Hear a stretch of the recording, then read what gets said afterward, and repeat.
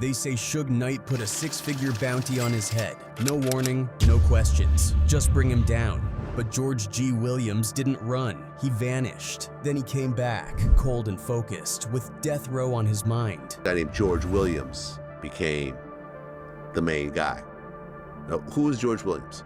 George Williams was a mob pyro, and the guy was a hitman. He's a straight killer. He was the real deal. They used to call him Death Row's shadow, Suge's quiet enforcer, the man who got things done. G once would have taken a bullet for Suge. Now, he was aiming to put one in him. Bodies started dropping, each tied to Suge. No courtroom drama, just funerals. What happens when your monster returns home, no longer afraid? But you want to know about Georgie? His name came up in a lot of murders. So. Okay, George Williams still alive? I believe so, yeah. I'm not positive on that. Let's rewind to the beginning. See, Suge had a fatal flaw. For all his power, all his bravado, he didn't know when to stop pulling strings. He played games with real killers, moved his pieces too recklessly, started pitting MOB Peru against each other, breaking up the very foundation that had held the empire together. He promised things he couldn't deliver, cash, connections, stripes, and started writing checks his ego couldn't cash. George was so like, how the this dude is getting this and I'm getting this. You giving me peanuts and he getting this. And G, he watched it all, eyes wide open, silent, waiting. At first he stayed loyal, because that's how the streets raise you, ride for who you came with. But loyalty has limits, especially when it gets betrayed. And according to those who were around, something happened. A line got crossed, maybe money, maybe blood, but it was personal. G changed the course at that point. He began hunting inside death row after he quit riding there. No dramatic announcement, just silence, followed by bodies. Suge picks the wrong one to play with. See, it all came down to cars. Not just any cars, cool rides, top of the line. Blacked out Benzes, bulletproof SUVs, and those cherry red lowriders that used to creep through South Central like royalty on hydraulics. To regular folks, it sounded petty. Some cars, that's it. But in Suge's world, that was treason. George noticed clear favoritism towards Poochie, as Poochie received houses and more expensive gifts for the murders he committed, while George felt he was getting crumbs in the short end of the stick. This led to built-up animosity. Because death row wasn't just music, it was a machine. Every whip, every chain, every favor had strings. So when Suge caught wind that G might have moved some vehicles off the books, that was all the excuse he needed. No convo, no sit down, Suge just cut him off, cold. After all that loyalty, after all the blood G spilled to keep Suge's empire standing, just like that, dropped. That's the game, folks said. 1 week you're royalty, next week you're a ghost. But it didn't stop there. Word started floating that Suge didn't just ghost G, he put a bounty on him. That part ain't confirmed, but people in the know say whispers got loud in the alleys of Compton and the back rooms of Can-Am Studios. Bring me G's chain, or bring me G's head. Now remember, this wasn't no rap beef. This was real street politics. You don't throw a hit out on a trained killer like G unless you're really ready for war. So they tried him. One day, G got caught slipping, ambushed, beat down in broad daylight. Some say it was MOB Pyru, others say it was an inside job. Word on the net was they tried to snatch him clean off the block. But G, he survived, barely, ribs cracked, face leaking, bullet grazes, but he limped away like he'd just walked out of a war zone. And that's when it happened. Something inside G broke. Not his bones, but his patience, his pride. He wasn't gonna go out like that. Not after all he'd done. Not for some studio gangsters who forgot what flag he bled for. And right then, G did the unthinkable. He switched flags. And when a real one switches sides, you better pray he ain't coming for you next. How was he able to do what allegedly he did with all of those street guys without him getting caught? G linked up with the Fruittown Piru. That's the Mobi Pyru's sworn enemies. To civilians, that might sound like changing jerseys. But in Compton, that's treason on both sides. That's blood in, blood out. Fruittown and MOB been at each other's necks for decades. History, bodies, betrayals, and now, G, a former MOB enforcer, death row's ex-soldier, was rolling with their biggest rivals. That's not just flipping the script, that's burning the whole script and shooting the director. Some say it was personal, some say G needed backup, but most people agree on one thing. George wasn't just trying to survive, he was planning a comeback. And it wasn't gonna be quiet. He didn't take to Twitter, it was the 90s of course. Didn't drop no diss track. G let the streets talk for him and they started whispering about murders. One by one, bodies started dropping. Close associates of Suge, key MOB Pyru hitters, people who used to post up at Death Row Studios, now ending up on the sidewalk with white sheets over them. G didn't just clap back, he started wiping them out. And to this day, people still argue about the list. Some say it was just beef, some say G lost his mind, others say point blank, he was carrying out executions, not random, not wild, tactical, like a soldier on a mission. And Death Row, the empire Suge built on fear and fists, it started crumbling from the inside. The hit begins. But on the body count rises, the fall of Death Row's Pyru shield. And the first major one to fall, Heron. I wasn't able to go with him. And unfortunately, a few hours later, I get a call from Whack Deuce. He's like, man, Heron just got killed. And I was like, I was shocked. Heron was the first. Aaron Heron Palmer, a mob Pyru blood and Death Row insider, got caught slipping. June 1st, 1997 on Compton streets. Late night, fresh off a Death Row party. Homie was chilling at a red light when a van crept up behind him. Two cats hopped out and lit his whip up. No warning, no mercy. Heron didn't make it out. Mob James said that George Williams did it. Your brother gets shot 9 times by George, another Pyru member. Does he get convicted? No. Second target was Alton Buntry McDonald, not just any Death Row affiliate. He was Suge's closest street lieutenant, a man who kept the label's pulse steady when Suge was behind bars, a certified MOB Pyru shot caller, someone who should have been untouchable.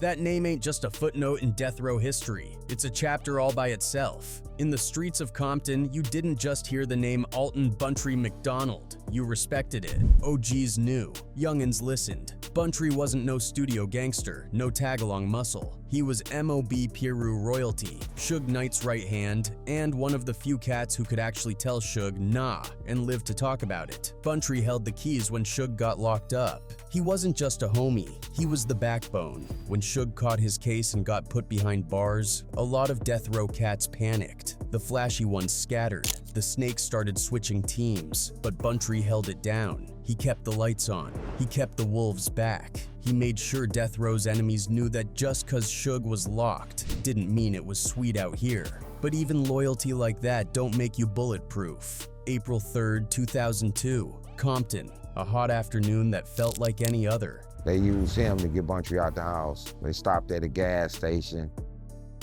Nick pulled up, killed my brother. Buntry pulled up to a gas station in Rosecrans and Central, deep in the heart of the hood.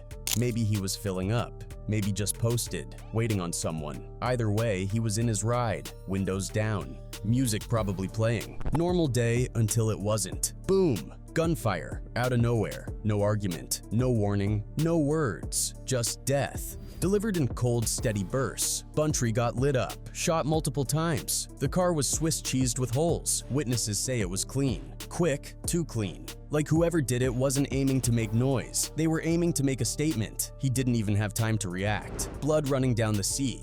Gas station workers ducking for cover. People screaming. Cameras catching the chaos, but not the killer. Buntry, one of the last true soldiers of the Suge era, lay slumped in the driver's seat, gone before the paramedics even arrived. It was deliberate, not some random hit. This was execution style, like somebody had a score to settle. The message was crystal clear. You tried to kill me, Suge, now I'm killing your circle, one by one. What followed was a domino effect. MOB Pyru figures tied to Death Row started dropping, not in wild drive-bys or mistaken identity shootings, but in cold, purposeful eliminations. Quiet hits, street justice, retribution carried out with military discipline. Well, the person who is rumored to have killed It your don't brother matter to Buntry, me. well, is George Williams, aka Monkey Man. Don't matter to me. He's out of prison now.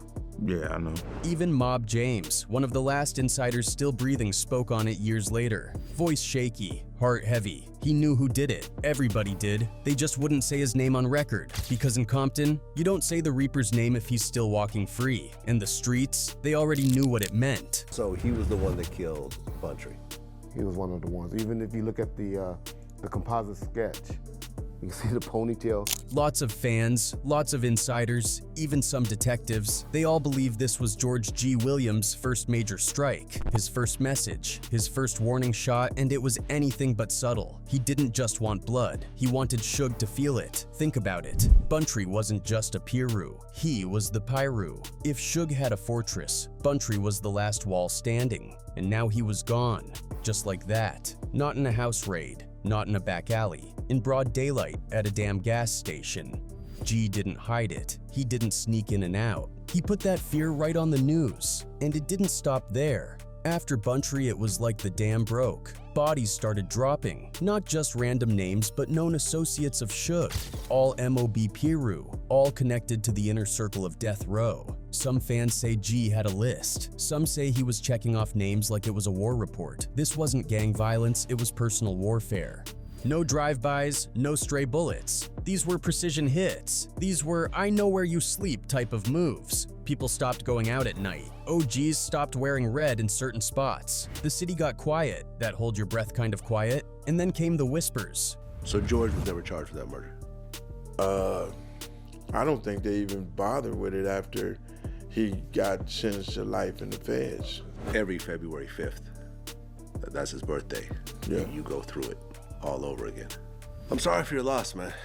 But Buntry was your older brother? My younger brother. Younger bro. So that was your little. This is my little brother. That's your little man. Yeah.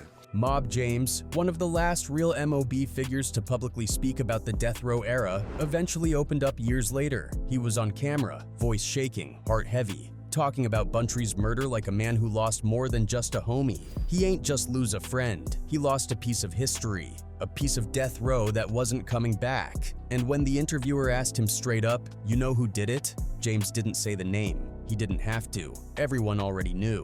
The streets had been talking. The hood already whispered it loud enough behind closed doors. George G. Williams. But nobody said it on record. Nobody put pen to paper. Because in Compton, you don't speak the Reaper's name while he's still walking free. You let the silence speak for you. You keep your head down, and you pray you ain't next. When you play chess with a killer, don't be surprised when he flips the board. After Buntry got smoked, Suge Knight was shook, and that ain't something you hear every day. But this wasn't just beef. This was betrayal from the inside, by someone who once took bullets for him. G wasn't dropping diss tracks. He wasn't running to the feds. He was just catching bodies, silently, deadly. No bragging, no clout chasing, just cold retribution. People close to Suge started falling back. MOB Piru dudes who once stood on the front line now kept their heads down. Why? Because G was hunting, and he knew all their names, all their habits, all their cars. He had been inside the machine, death row. Now he was tearing it apart gear by gear. He knew where you lived, where you ate, who you called. There was no safe zone. By this time, death row wasn't even death row anymore. Pac was long gone. Dre had bounced. Snoop dipped. Suge was catching case after case. And now his inner circle was being wiped out like someone hit the reset button. Rumors say Suge started moving different, changing drivers, watching his mirrors, avoiding Compton. Some even say he reached out to the same people he once crossed just trying to stay breathing. And G, he vanished, ghosted, just like that. No interviews, no charges, no grave, nothing. Some conspiracy theories say he left the state. Others say he's still in LA, living low-key untouched. A few whisper he did time under a different name, but nobody's confirmed a thing.